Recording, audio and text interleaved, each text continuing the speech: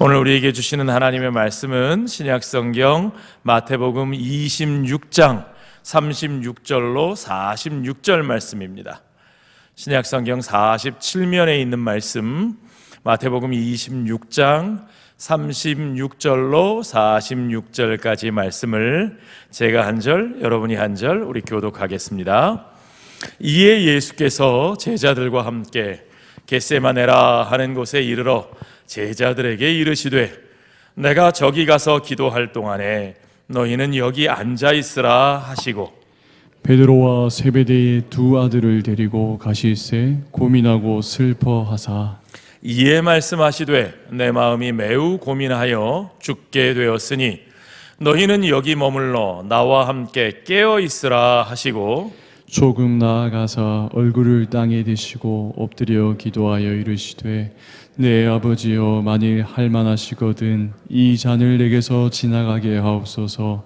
그러나 나의 원대로 마시옵고 아버지의 원대로 하옵소서 하시고 제자들에게 오사 그 자는 것을 보시고 베드로에게 말씀하시되 너희가 나와 함께 1시간도 이렇게 깨어 있을 수 없더냐. 시험에 들지 않게 깨어 기도하라. 마음에는 원이로되 육신이 약하도다 하시고 다시 두 번째 나아가 기도하여 이르시되 내 아버지여 만일 내가 마시지 않고는 이 잔이 내게서 지나갈 수 없거든 아버지의 원대로 되기를 원하나이다 하시고 다시 오사 보신즉 그들이 자니 이는 그들의 눈이 피곤함이로라. 또 그들을 두시고 나아가 세 번째 같은 말씀으로 기도하신 후 이에 제자들에게 오사 이르시되 이제는 자고 쉬라. 보라 때가 가까이 왔으니 인자가 죄인의 손에 팔았느니라. 같이 읽습니다. 일어나라 함께 가자. 보라 나를 파는 자가 가까이 왔느니라. 아멘. 예수님을 파는 자가 가까이 온 게 아니라 우리에게 귀한 말씀 전해주실 우리 멋쟁이 오태관 목사님이 가까이 계십니다. 우리 오태관 목사님 나오셔서 우리 말씀 전해주실 때에 우리 할렐루야로 환영하겠습니다. 할렐루야.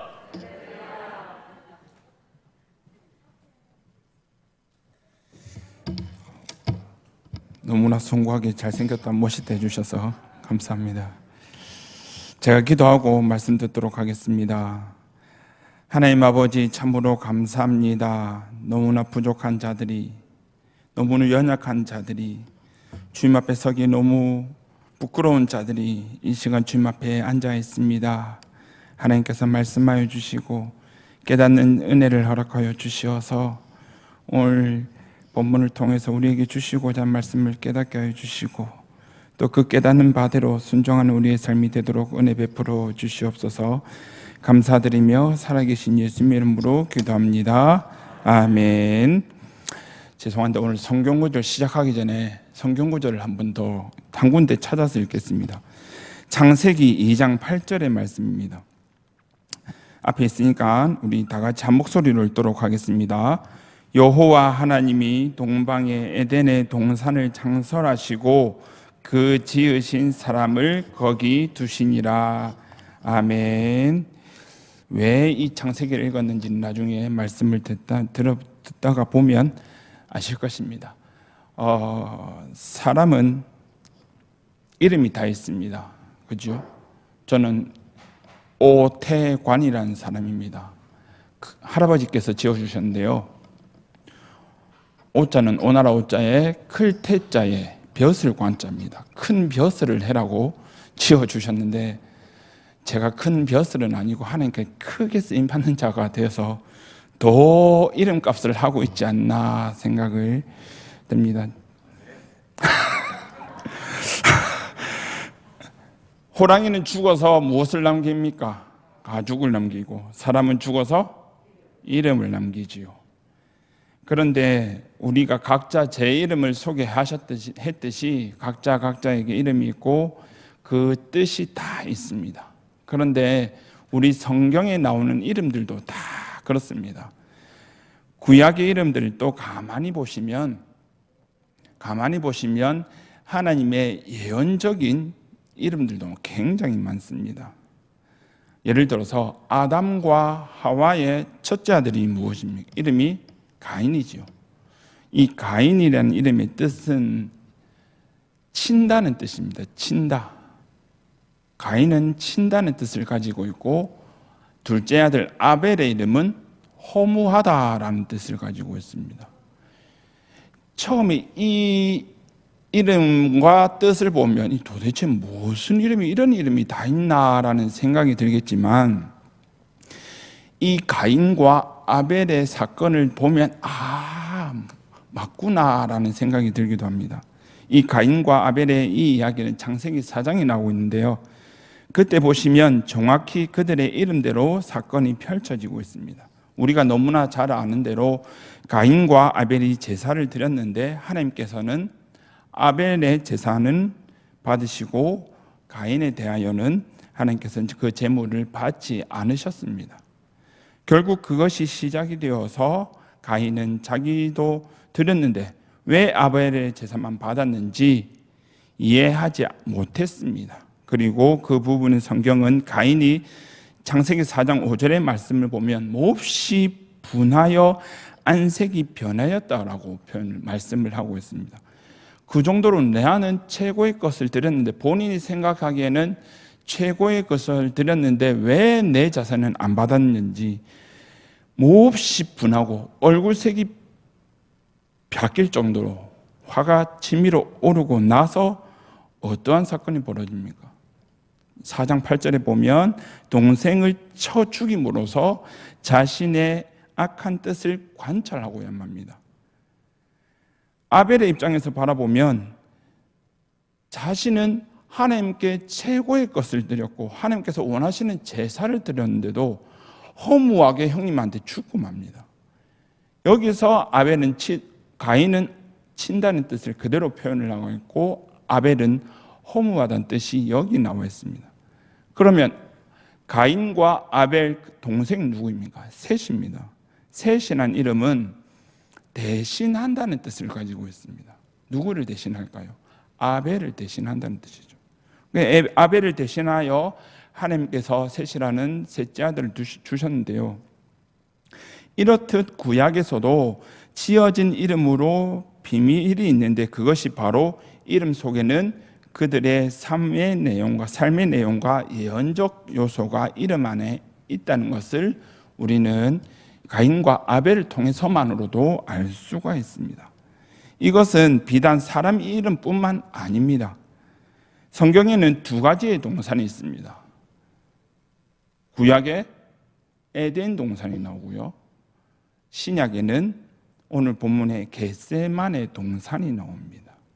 그런데 이 에덴 동산의 이름은, 에덴이라는 뜻은 기쁨과 환희의 뜻을 가지고 있습니다.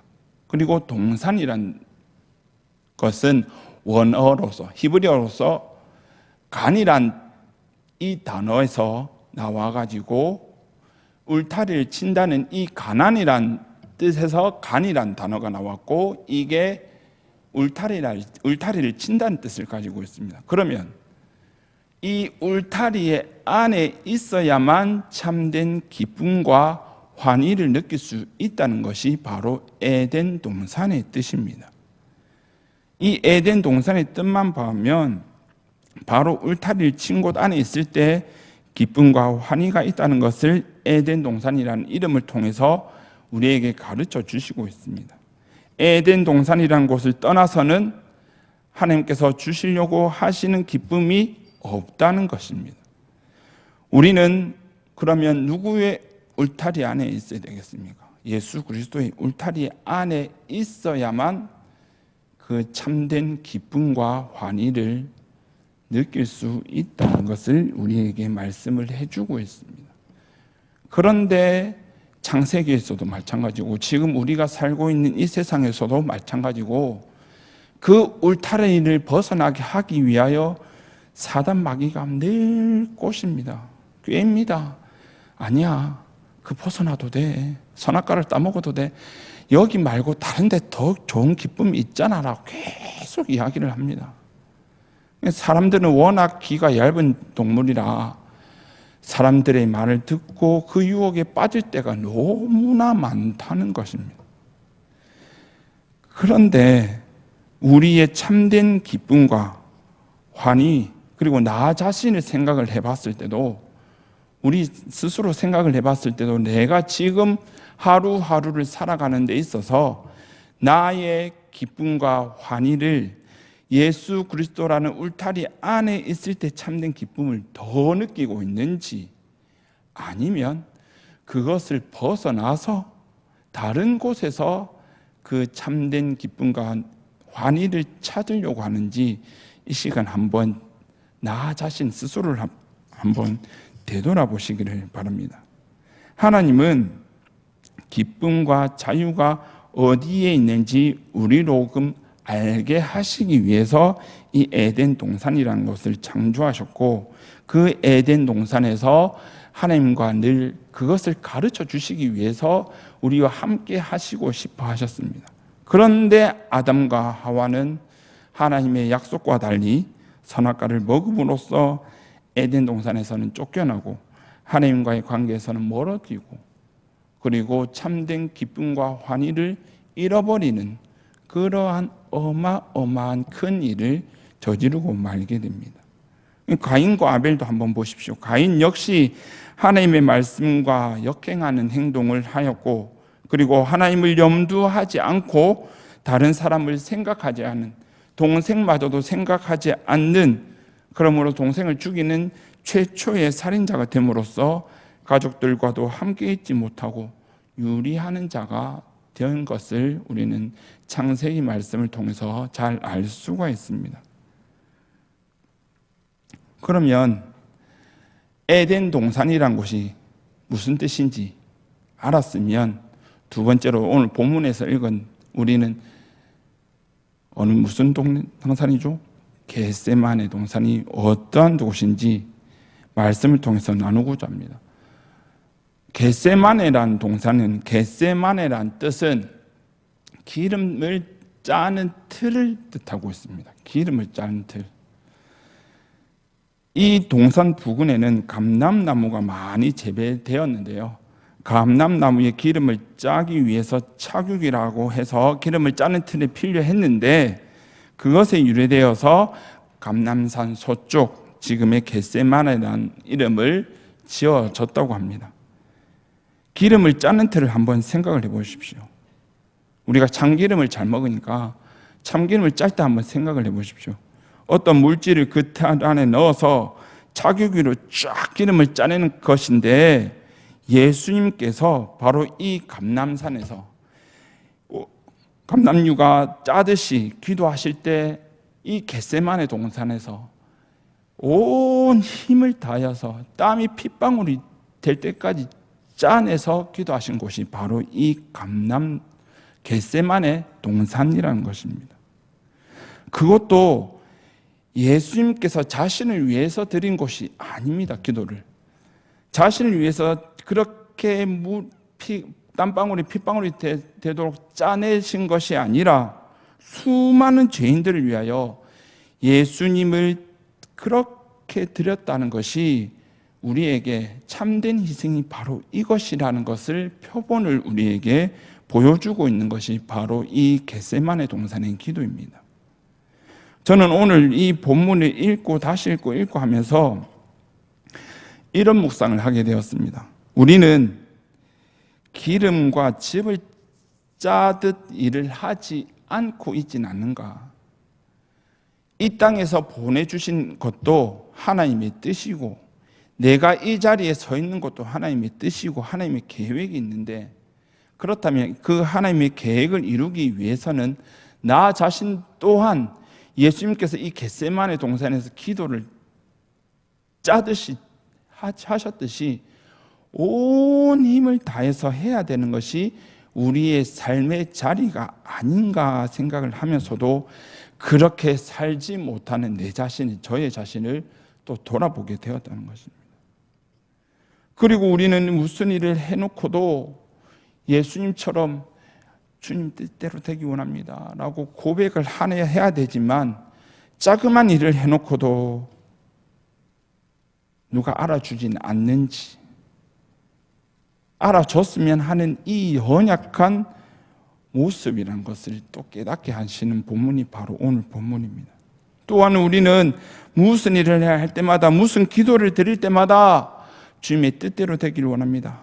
주님의 뜻을 말하면서도 결국에는 되돌아보면 내가 원하는 대로 내 생각대로 결정을 다 해놓고 하나님께서 인도해 주셨습니다라고 이야기할 때도 있다는 것입니다.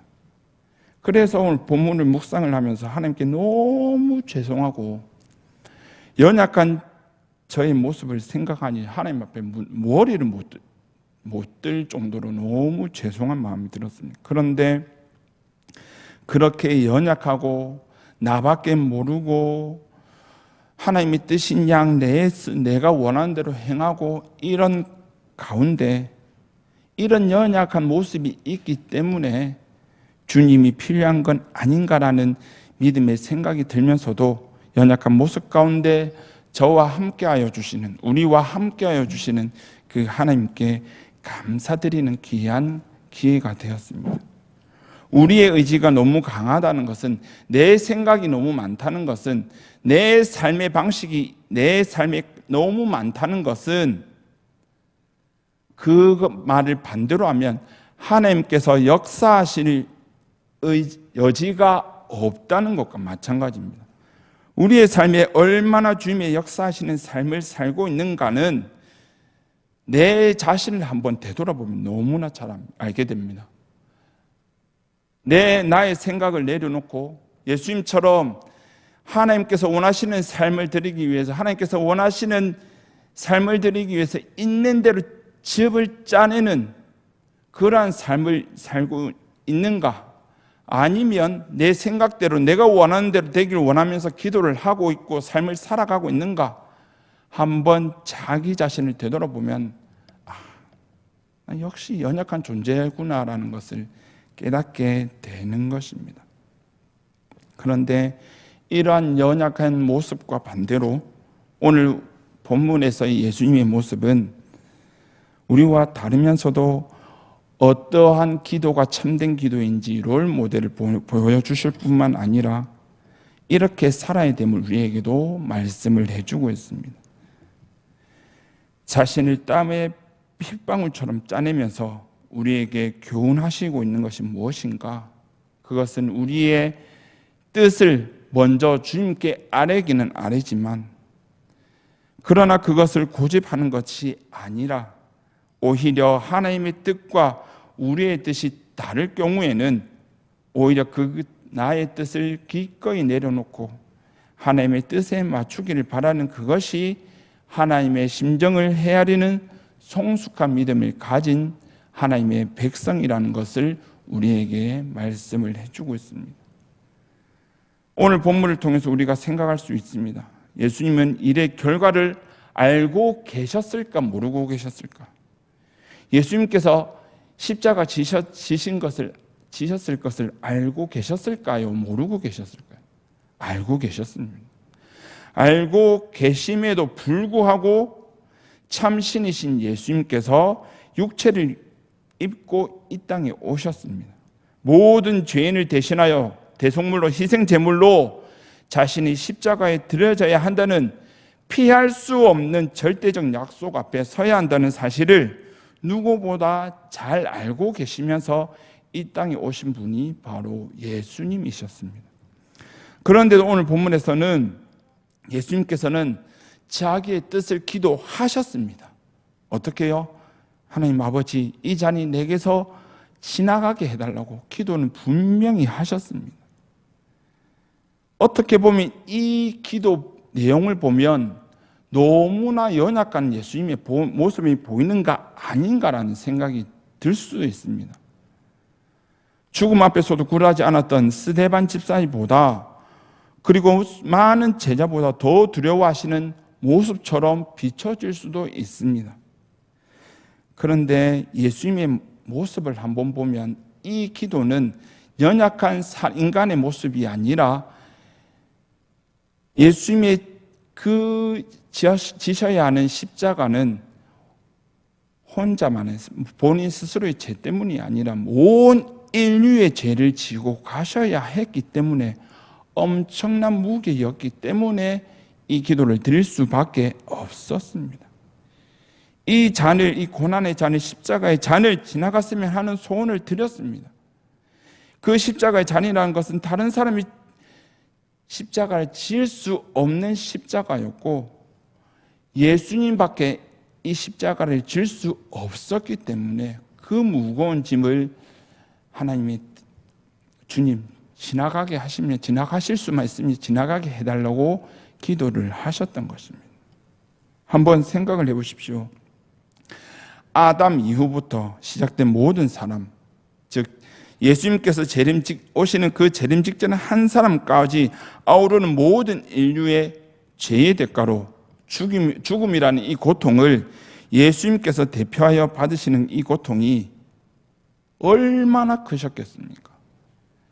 안 질 수도 없고 질 수도 없고 이 엄청난 무게 때문에 이렇게 기도는 드렸지만 그런데도 그 모든 사람들을 받아야 할 죄의 대가와 죽음을 한 몸에 받으시면서도 결국은 자신의 뜻보다 예수님의 뜻보다 하나님 아버지의 뜻을 먼저 생각하는 그 태도를 우리에게 보여주고 계시는 것입니다. 여러분, 그러면 우리는 지금 어떠한 모습으로 살아가고 있습니까? 예수님 안에서 참된 기쁨과 환희를 누리기 위해서 노력을 하고 있습니까? 아니면 예수님처럼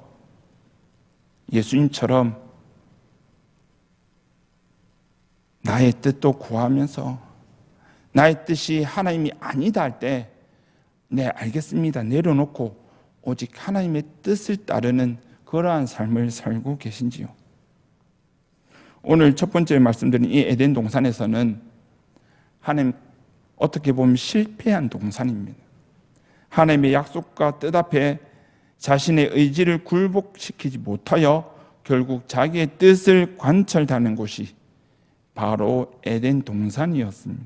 그래서 결국은 자기 뜻대로 했으나 하나님께서 주신 기쁨과 자유와 환희는 멀리해야만 멀어질 수밖에 없는 결과를 초래하게 되었습니다. 그런데 오늘 본문에 나오는 이 겟세마네 동산은 예수님 자신은 이 무거운 짐을, 이 십자가의 짐을 내려놓고 싶었지만 그런 마음도 있었지만 오히려 하나님의 뜻을 깊이 알고 주님의 뜻이었던 주님의 뜻대로 해달라는 그러한 기도를 주님께 드림으로 하나님의 뜻을 위하여 자신의 기도를 접고 하나님의 의에 이른다는 것을 오늘 겟세마네 동산을 통하여서 기도를 통하여서 우리에게 말씀을 해주고 있습니다. 오늘 본문을 통해서 우리가 결단해야 합니다. 어떤 상황 속에서도 나보다 더 나를 더 잘 아시는 하나님께서 내가 비록 생각을 해봤을 때 내가 지금 이 상황에서 온 힘을 다하여서 기름을 짜내면 어떻게 보면 찌꺼기밖에 남지 않을 것 같은 이 상황인데 어떻게 기도할 수 그렇게 살아란 말입니까? 라고 나올 수는 있지만 그런 찌꺼기라도 그런 연약한 것이라도 하나님께 드렸을 때 하나님께서는 그것을 들어 사용하시는 분이 우리 하나님 아버지심을 기억을 하시기를 바랍니다. 그리고 그 찌꺼기 같은 인생을 독생자 예수님을 통하여서 구원하여 주시고 지금은 거룩한 이 하나님의 몸된 교회에서 기도의 자리에서 불러주시고 귀한 자리에서 우리를 쓰임받게 하시는 그 하나님이 되심을 꼭 기억을 하시기를 바랍니다. 시간은 점점 흘러갈 수밖에 없습니다. 그리고 흘러가는 시간 가운데 우리가 우리의 삶을 어떻게 살아가느냐 그것이 가장 중요합니다. 아담과 하와처럼 참된 기쁨과 환희를 맛볼 수 있는 자리를 멀리하고 세상을 따라갈 것인가? 아니면 예수님처럼 내가 할 수 있는 대로 최선의 기름을 짜내듯 하나님께서 이 세워주신 자리에서 최선을 다하는 삶을 살 것인가? 그리고 그것을 통해서 하나님께 영광 돌리는 삶을 살 것인가는 저와 여러분이 결단하고 주님 오실 때까지 살아야 합니다. 바라기는 이왕 하루를 살아도 주님과 동행하는 하루, 이왕 순간을 살아도 하나님의 뜻을 맞추어, 하나님의 뜻에 맞추어 사는 성숙한 자가 될 때 우리의 참 자유와 기쁨을 누린다는 것을 잊지 마시고, 비록 현실이 내가 너무나 내 몸을 짜낼 힘이 없을 정도로 연약한 그러한 상황이라 할지라도 하나님께 힘을 얻고, 말씀을 통해서 힘을 얻고, 기도를 통해서 힘을 얻고, 예배를 통해서 힘을 얻어서 이왕 살아가는 삶, 하나님의 뜻에 맞추어 살아가는 삶, 하나님께 영광 돌리는 삶을 살아가시는 저와 우리 성도님들의 삶이 되시기를 주님의 이름으로 축원합니다.